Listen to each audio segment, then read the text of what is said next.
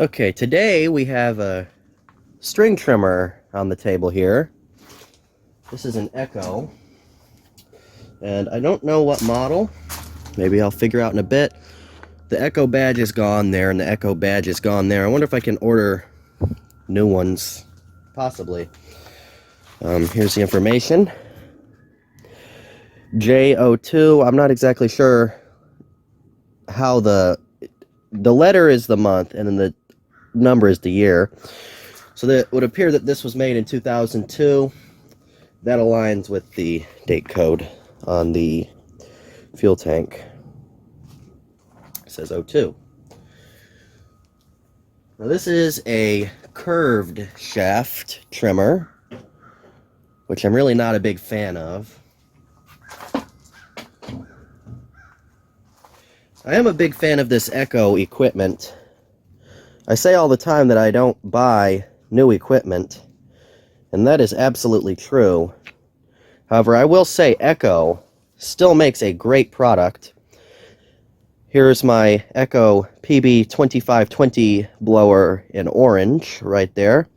And I believe this was, let's see the date on here. This one's not that old.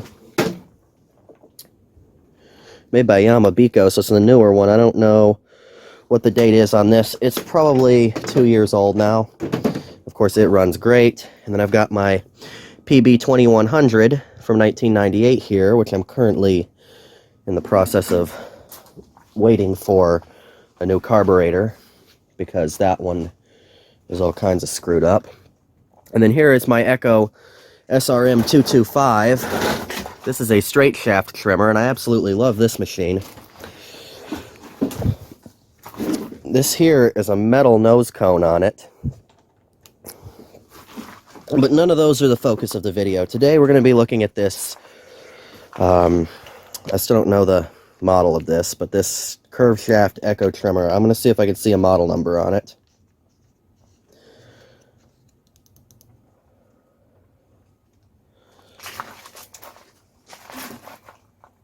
Engine family, it looks like it's a 21cc engine. Is there a model number? That is what I'm looking for. This is a GT200R. Echo GT200R. It's got a start-stop switch here, which I'm going to guess is original. Seems kind of rudimentary, but if it works. As with all Echo equipment, it's small and light, but it really does feel solid. Same goes for my blowers. I used to have a cheap Boland's blower, and I know I'm going off on a tangent again. And that thing was heavy. I mean, compared to these Echo blowers, that thing was heavy, but it was not very powerful, and it vibrated a lot. I didn't even realize how bad it was until I got these ones, particularly the orange one. The gray one I just got this season, and it's been working great too, except for the carburetor, which is kind of all sorts of screwed up.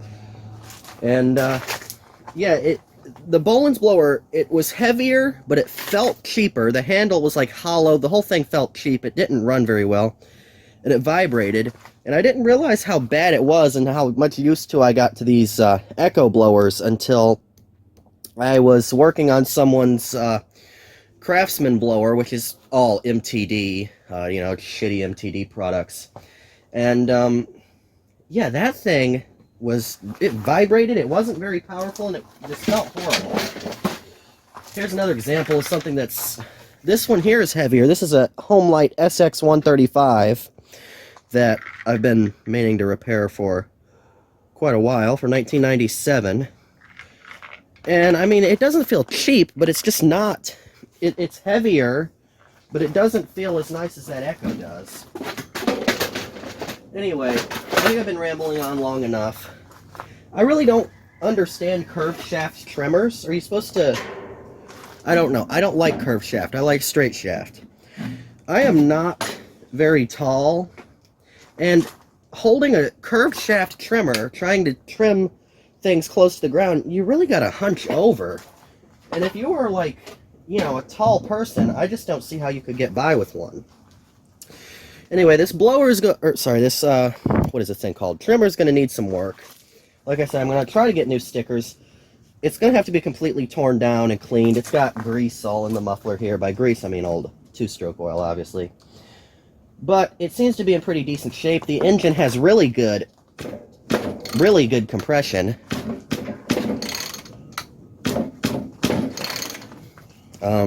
I hope that's not locked up. It just feels like really good compression. The tank looks rather clean inside. The fuel lines are rotted off. The grommet looks good.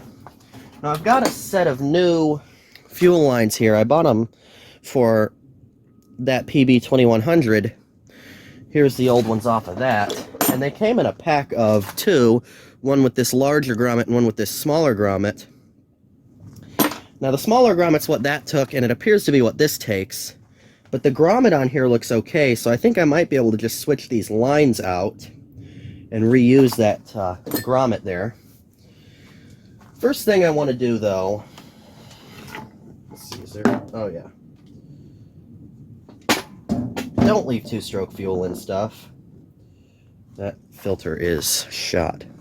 Don't leave two-stroke fuel in stuff, because it's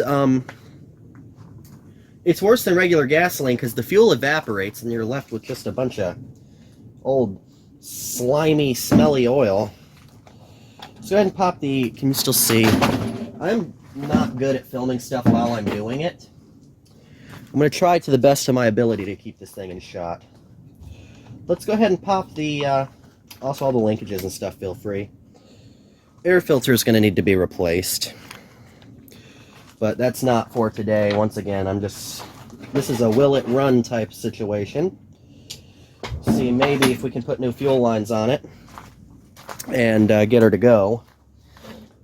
Restoration will be later and probably not on camera. So let's go ahead and give her a little bit of juice there. Way too much. Perfect. Kind of get some of that. There we go. I don't need that much. That will flood it. And let's just see if it will light off here. It is turned to the on position now.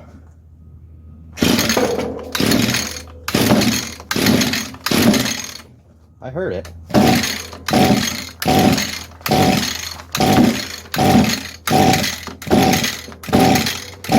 It fired once and then stopped. Now I know that this thing has good compression. I can feel it. So let's go ahead and pop the plug out. I might have fouled it, or not fouled it, but gotten it too wet. That was way too much fuel. This is a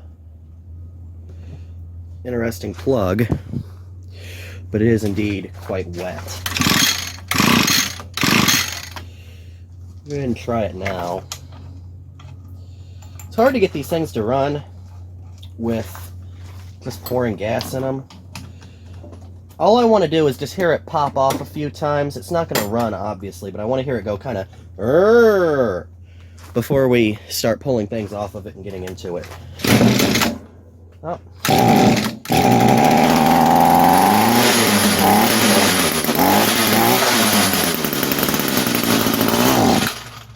Okay. It will run. The guard on the end here is very loose. In fact, it looks like it's got a wood screw going through there. Let me just pull that off and I will show you. So I've removed this is called guard, I don't know. Anyway, this was somebody's idea on how to attach it with a wood screw and a bolt that only went on there that far. So of course it was flopping all over the place. So I'm going to have to get a proper nut and bolt to put on here. Just set that aside and probably forget about it and then lose it. That's fine. Okay. So I'm going to go ahead and pull the carb. I'm going to try to make it so that you can see, and if you can't, I truly apologize. There's two Phillips screws holding the carb on. This is not a how-to video. none of the videos that I make to this nature really are how-to videos. This is just a let's do this type of video. If you get helpful information out of this video, I am glad, but otherwise, don't be in the comments. You skipped a step. This is not a how-to video. Okay. Just going to pull the screws out. And all these Echo things have this. That's where the air filter attaches. That's very important that you put back on, because if you don't, you're not going to be able to put your air box back on. Then we have the air box. And then the carb itself actually has an actual cable, which is kind of interesting. And then we're going to pop off these lines. I'm not sure which one is in and which one is out, but we'll have to figure that out later. Let's see if these new lines, I think these are larger. That might be a problem. Actually, these are the right size. Okay. I'm not going to clean the carburetor right now. The primer bulb looks good. Everything here looks okay. I am simply going to replace these fuel lines, and we're going to see what it does. If it needs more from there, I'll do it. This gasket stayed on here, but I'm not going to tear it up trying to get it off. I'm going to have to pop this grommet out, and hopefully we don't destroy it. Okay, it's coming out relatively smoothly. These can be gotten as whole units. Actually, somebody... This fuel line feels fine. Still nice and smooth. Or soft. It just looks like the little metal clamp came off. Okay, well I have a new fuel filter. I'm gonna... Geez, I already have it apart. I'm gonna replace that line anyway, because it is submerged in gas. So...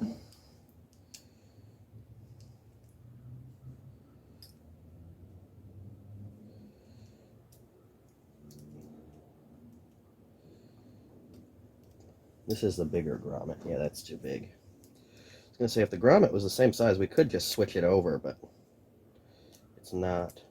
I mean, it's just too big. So I'm going to pull this line through the grommet. I'm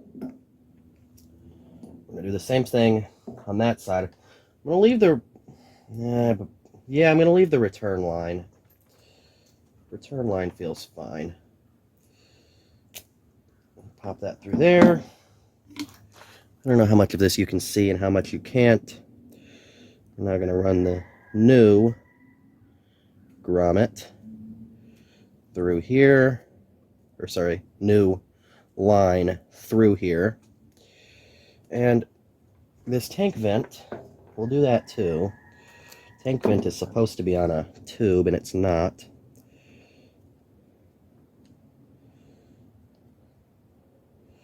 There we go.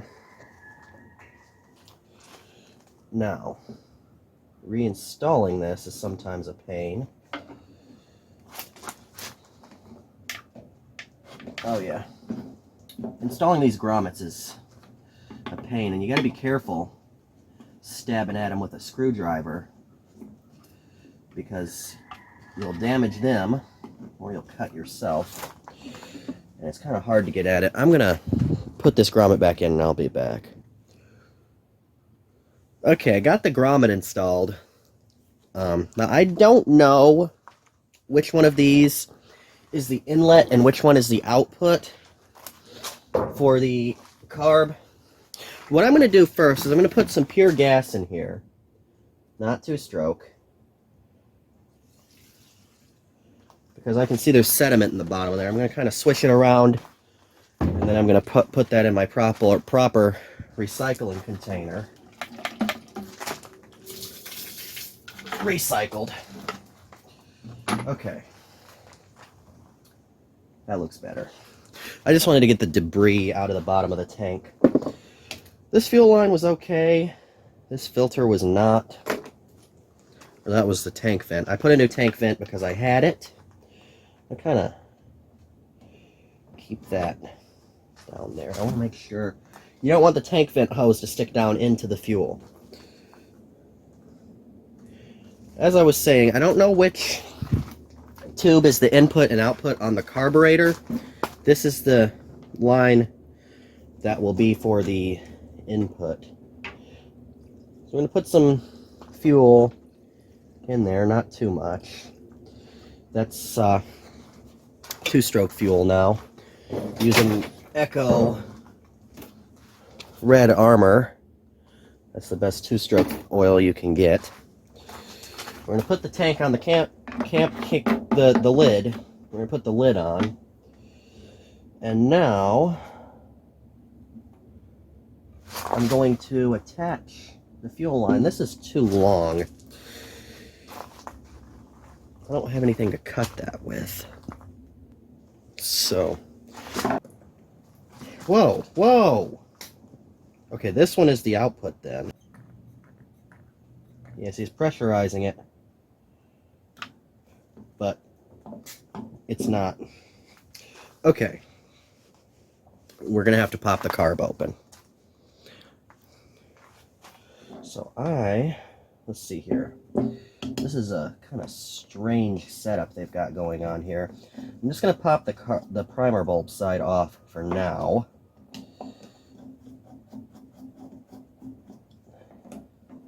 Once again, if you can't see what I'm doing, I'm very sorry. I might edit this part out and just kind of do a voiceover and say what I did. Or I might not.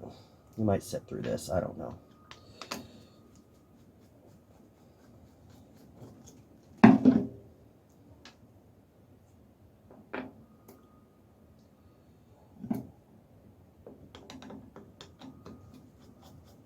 I normally just replace these damn carburetors. I give them one shot at trying to repair them, then I replace them. This one is packed with shit, as I suspected. Let me get a wire, just a fine wire. I had one in here that I was using the other day for this exact purpose. Where did I put it?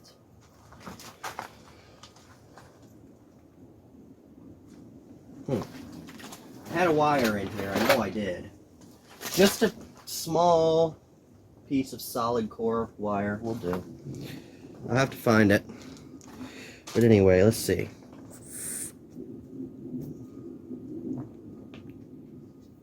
Yeah, this is clogged. This is, I think, the inlet. So I'm going to have to pop this diaphragm and gasket off of here, which can be risky because I don't have another one.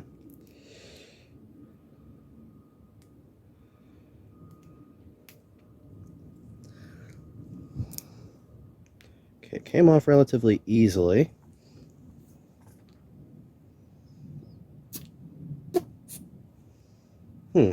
Okay. I'm going to have to find that wire and run it through those passages. Okay, so I took a wire, just some fine gauge wire, I think this is 24 gauge, and ran it through all those little passages. And now I have fuel going through the primer bulb. Still doesn't seem like what it should be, but we're going to send it as it is because, like I said, I'm not much of one for carb rebuilds. I occasionally do, but for the most part, if the carburetor's not working on something like this, if I'm taking it apart, I'm going to want to replace at least the metering diaphragm. I didn't even look at the metering diaphragm, but it's probably pretty poor condition. I'm going to replace the metering diaphragm and the gaskets and then clean out all the jets and all that. And when I can buy a whole new carburetor for around the same price as just the metering diaphragm and the gaskets and such, which is around $12, is it really even worth it to go through, take your time to go through and clean and replace all of that? just to save $2 or $3, if even. I don't think so. So, I don't know if it's going to run. If not, I'm ordering a new carb. I'm not going through the trouble of working on this one. I took it apart. I went through all the stuff. The screen was a bit clogged, which was about the most of a problem I could see. It is now pumping fuel. I don't know if you can see that or not, but there is fuel in the primer bulb. I'm going to put the choke on. Ignition is on. Let's see what she'll do. Oh. Okay, more choke.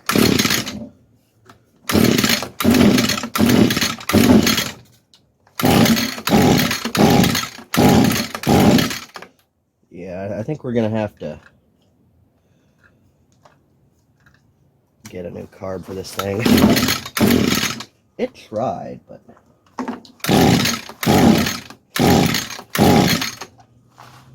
I want the choke like halfway on. No. I'm gonna give it a little bit of a prime with some regular fuel, or some two-stroke fuel right down the yap there. See how she'll take that.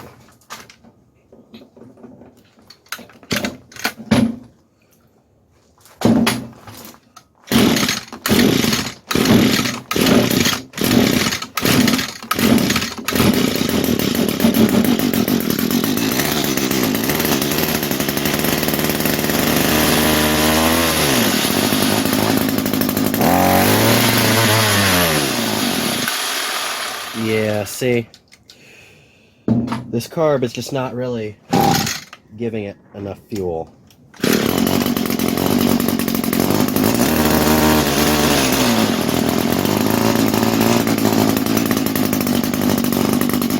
I can run it with the choke on. This is full choke, full throttle.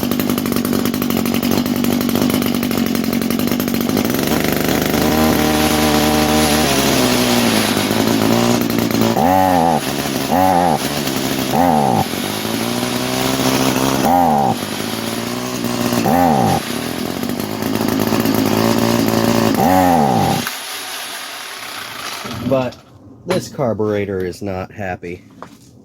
So, will it run? Absolutely.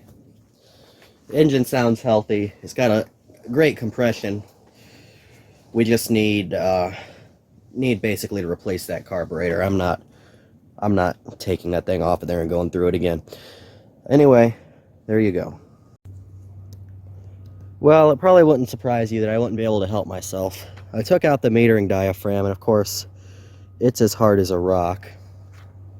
So what I did was took the metering diaphragm out of my PB 2100 blower, because like I said, that carburetor needs a bit more than that. It's leaking for it. It needs all new gaskets, and I've simply, like I said, it's not worth even buying those and rebuilding it. So I got a new carburetor on the way. Metering diaphragm from that doesn't look too great. But I took it out and put it in here. And now